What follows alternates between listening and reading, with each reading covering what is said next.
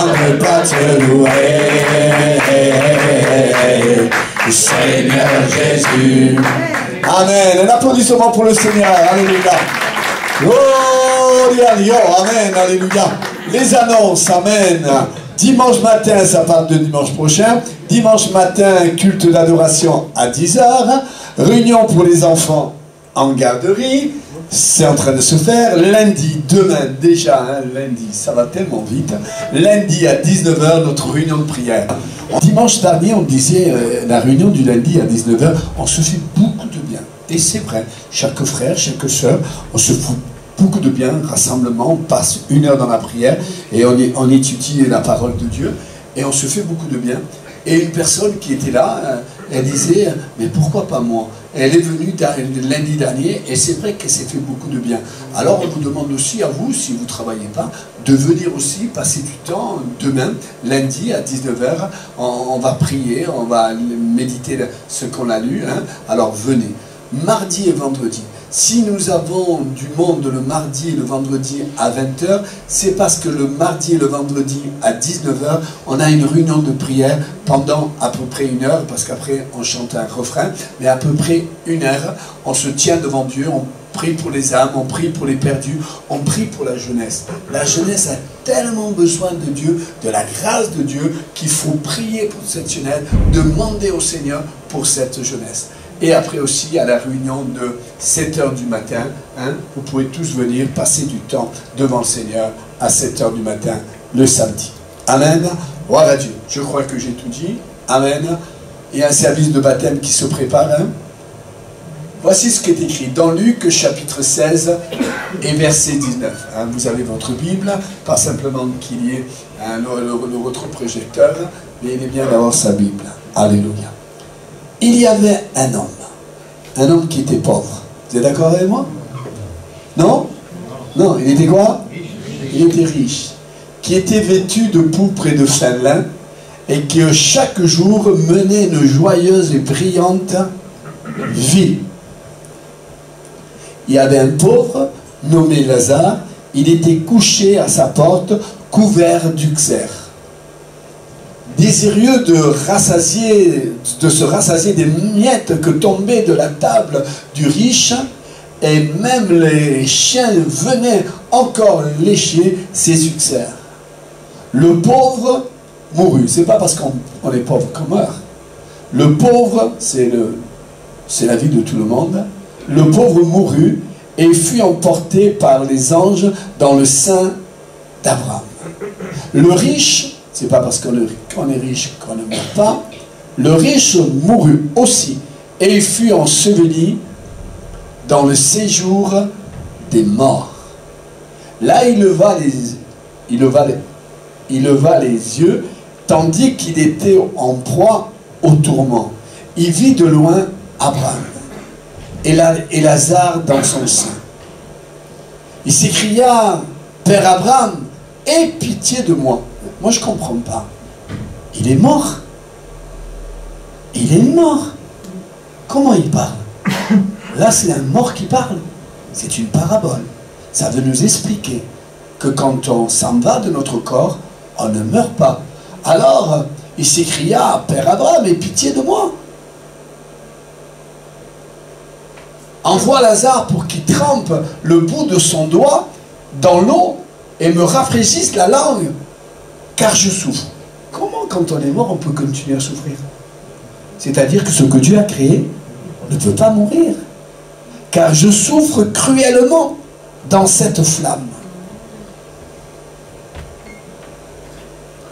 Abraham répondit, en méditant ce passage, Dieu est amour même pour les gens qui sont en enfer.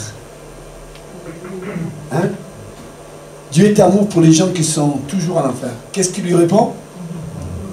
Mon enfant. Mon enfant, pourquoi tu n'as pas mis de l'ordre dans ta vie? Pourquoi tu t'es laissé tromper par le monde et les choses de ce monde? Mon enfant, mais qu'est-ce que tu as fait? Tu avais tout pour être sauvé. Tu avais tout pour être sauvé. Il y avait une église, il y avait un pasteur, il y avait des frères, il y avait des sœurs. Tu avais tout pour être sauvé. Si tu te trouves en enfer, c'est pas moi qui t'envoie, c'est toi-même qui t'envoie. Qu'est-ce que tu as fait? Qu'est-ce que tu as fait avec ta vie? Tu as pensé qu'au plaisir du monde et aux choses de ce monde. Mais qu'est-ce que tu as fait?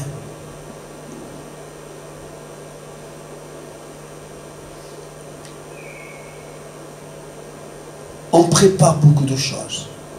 Déjà, il y a des personnes qui sont en train de préparer leurs vacances. Parce qu'ils s'ils veulent partir en Espagne, s'ils veulent partir dans un autre pays que la France, ils préparent leurs vacances.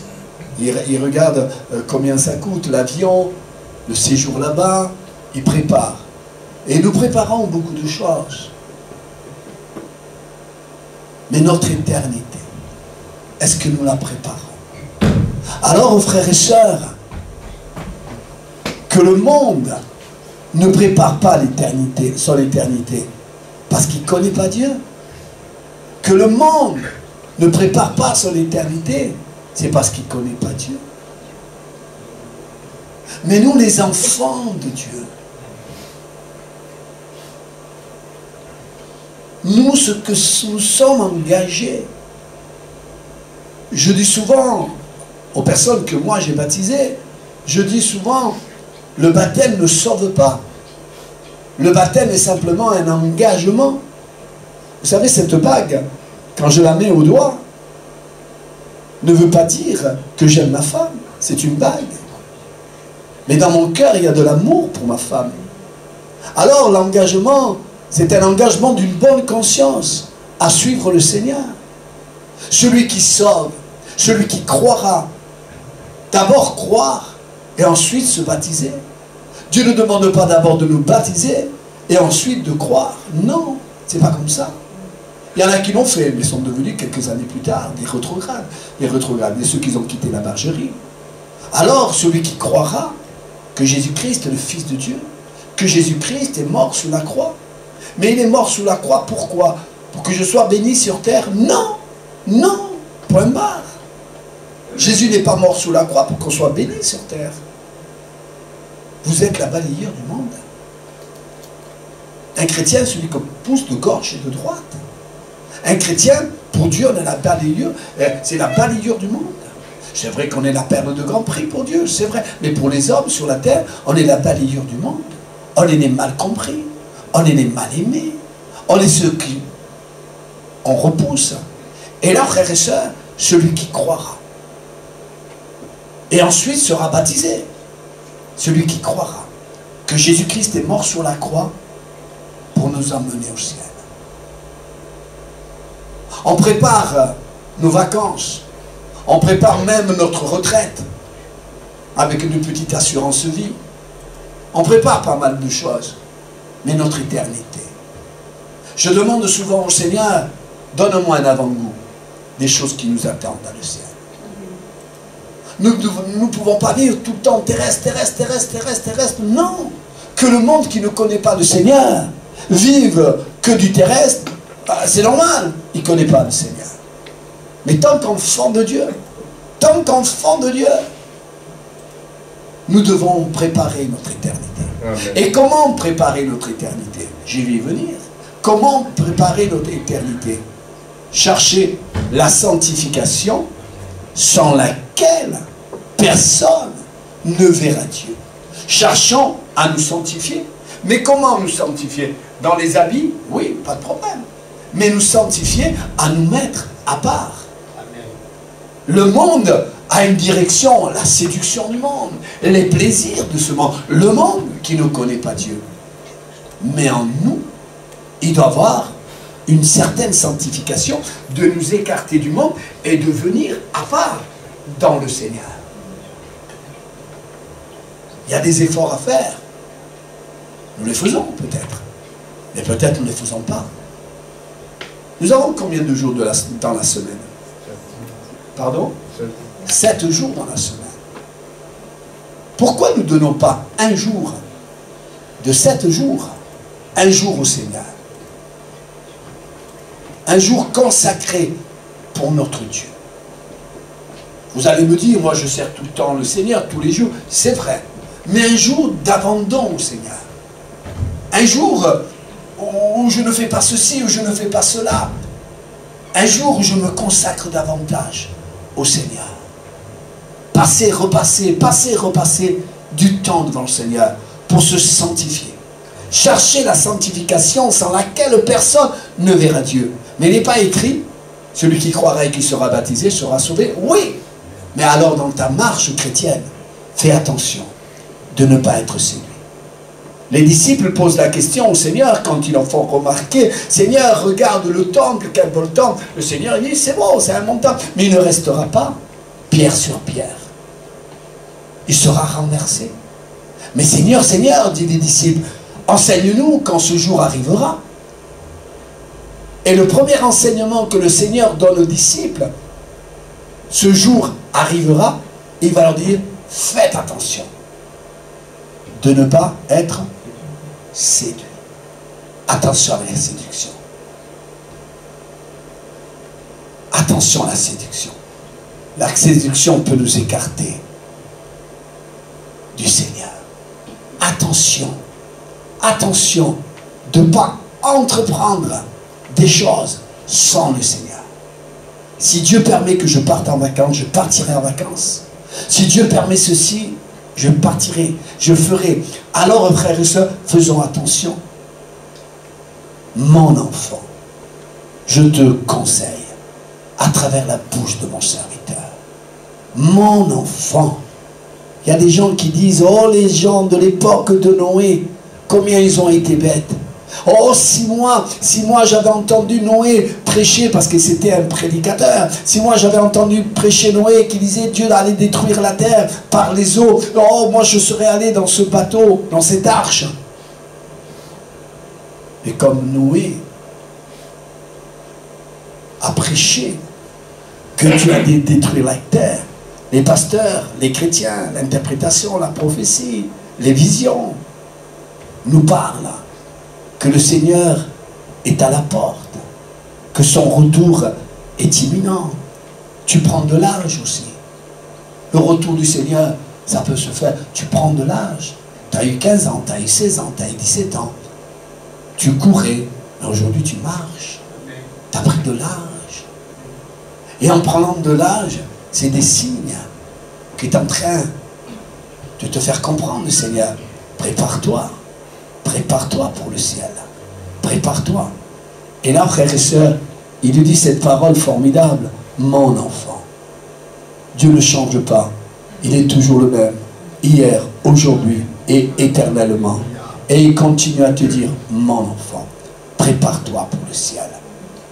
Et Jésus va dire, pour que notre enseignement soit bien fondé dans la parole de Dieu, je m'en vais.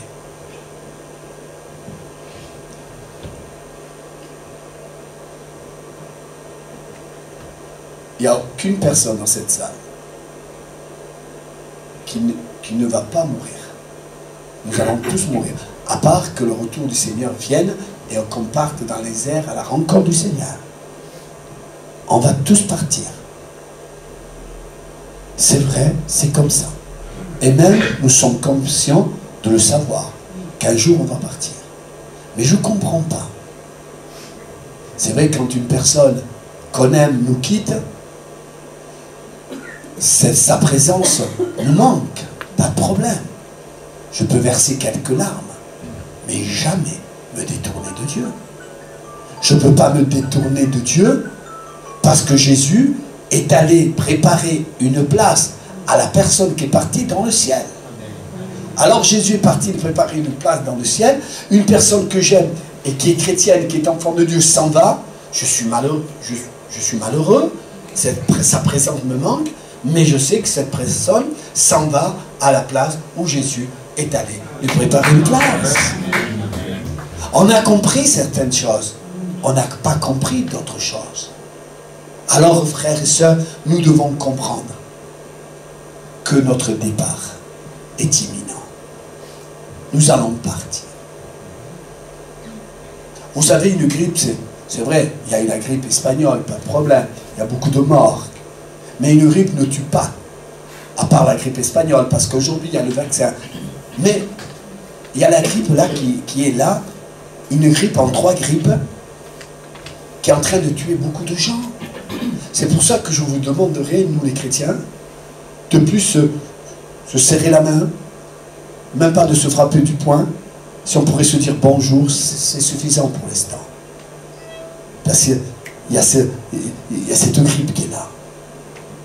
On n'a pas peur, mais on est sage. Alors, frères et sœurs, il y a des phénomènes et des famines qui arrivent. Quand il y a eu le tremblement de terre à Nice, les gens étaient un peu comme affolés. Un tremblement de terre, oui. Si vous allez aujourd'hui vous instruire sur le tremblement de terre qu'il va avoir à Nice, il va avoir un grand tremblement de terre à Nice. Et ce qui tuera les gens de Nice, ça ne sera pas le tremblement de terre en lui-même, ça sera le tsunami, que la mer va venir de 3, 4, 5 mètres, nettoyer, noyer tous les gens de la ville de Nice. Ces choses doivent arriver, mais moi je n'ai pas peur, parce que moi je suis dans le Seigneur. Que je sais que Jésus est allé me préparer une place dans le ciel. Je ne suis pas un fanatique de vouloir mourir, mais quand mon heure sera là, je n'ai pas peur. Je me suis engagé pour ne pas atterrir comme le riche au séjour des morts, dans les flammes. Avoir soif, dit à Lazare, qui me trempe, qui prenne pas de l'eau, un peu d'eau là, et qui me trempe ma langue. Et il va dire, le Seigneur dit, écoute-moi, tu es là maintenant, c'est parce que tu as voulu être là. Tu n'as pas voulu écouter. Combien on doit être dans un tourment éternel de ne pas écouter, qu'on devait marcher dans la crainte, dans le respect, dans l'amour de Dieu, faire des progrès, passer du temps devant Dieu, méditer sa parole, faire des progrès. Et là, même en enfer, il ne veut pas faire de progrès. Parce que le Seigneur, je ne veux pas tout lire, le Seigneur, le riche dit au Seigneur, Seigneur, mais d'accord, je vais rester là en enfer au séjour des morts, je vais souffrir éternellement parce que je ne t'ai pas écouté. Mais tu sais, j'ai 5 frères sur la terre. Qu'un mort ressuscite, s'il te plaît. Qu'un mort ressuscite. Et qu'il leur atteste ces choses, pour qu'ils ne viennent pas là, dans cet endroit des tourments. Oh, j'aime mon père, j'aime ma mère, j'aime mon frère, j'aime ma soeur, j'aime ma famille. Seigneur, atteste-leur ces choses. Sois un exemple dans ton vivant.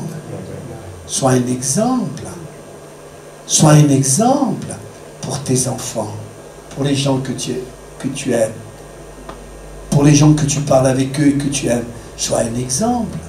N'attends pas le jour où tu meurs, parce que tu as été un mauvais exemple. N'attends pas le jour que tu meurs d'être en enfer et de parler à Dieu et dire, Seigneur, de quel mort ressuscite, qu'il atteste ces choses. Non! N'attends pas la mort. Mais avant de mourir, sois quelqu'un qui a un bon témoignage, un bon langage, des bonnes pensées. Au nom du Seigneur. Sois un homme de Dieu, rempli de l'Esprit de Dieu.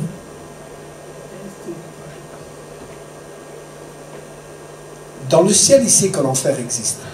Dans le ciel, il sait que le paradis existe. Dans le ciel, il sait que Dieu existe. Et Dieu lui dit non, ils ont Moïse et les prophètes. Qui les écoutent.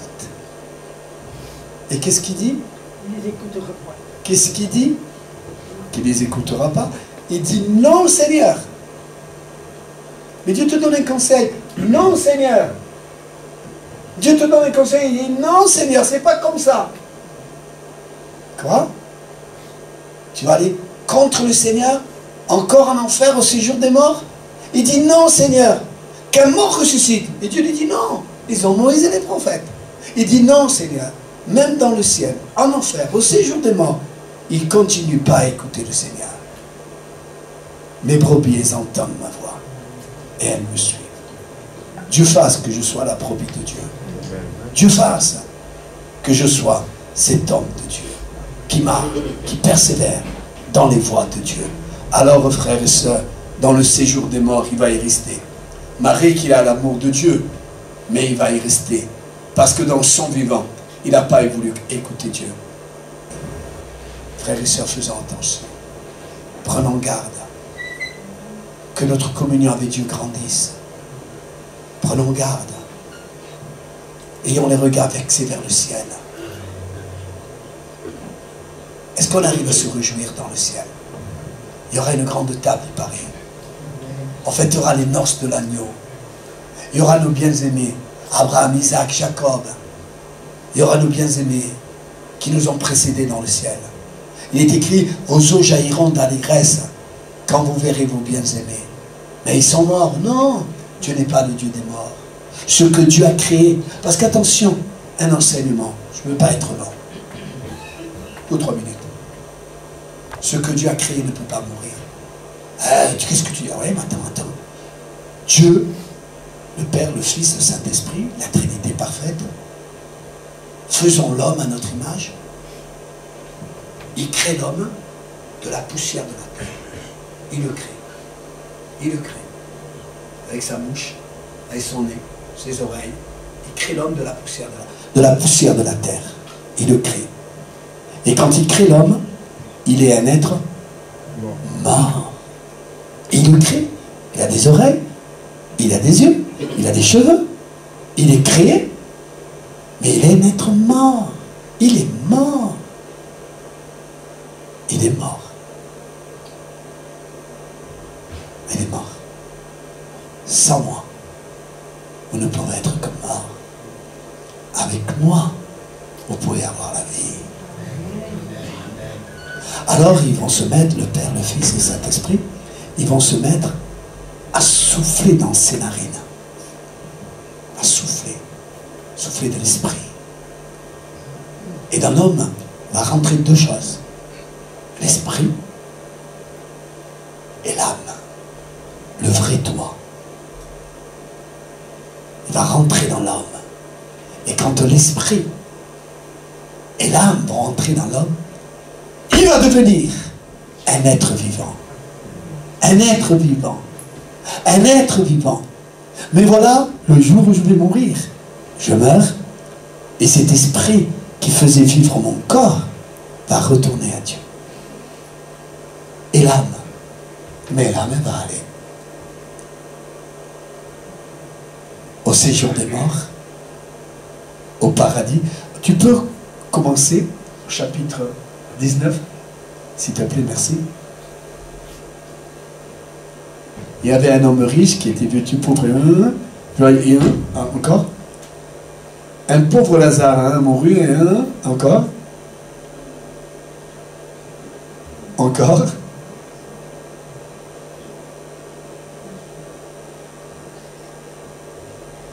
Encore. Dans le séjour des morts, il leva les yeux. Tandis qu'il était en proie au tourment, il vit de loin Abraham. Vous le dites fort, s'il vous plaît. Le chrétien, Lazare, à côté de Dieu, Lazare. On peut mettre ce refrain, s'il te plaît. Le début qu'on a mis. Lazare, je veux grandir avec Dieu. Je veux que, pas mon frère Jean-Pierre, me prenne la place dans le ciel. Que personne ne prenne ma place, que Dieu est allé me préparer. Personne. Mais donne-moi force et courage. Alléluia. Las primicias son para mi Dios, para el todo lo bueno. La primera sonrisa del día es para mi Cristo. El primer beso de la mañana para sus manos. Las migajas se las doy al mundo que vive en pecado.